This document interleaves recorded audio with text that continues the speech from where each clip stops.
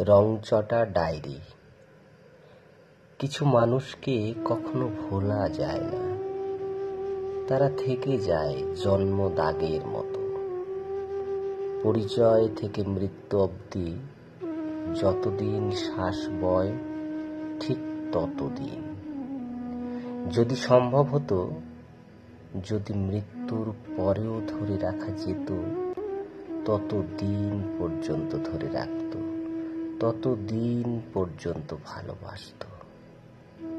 এরা ভালোবাসে নিঃস্বার্থে, ভালোবাসা জমা রাখে কোনো এক রংচটা ডায়েরির বুকে, কবিতার ছলে, বিষাদের সুরে। তবুও তারা ভালোবাসে।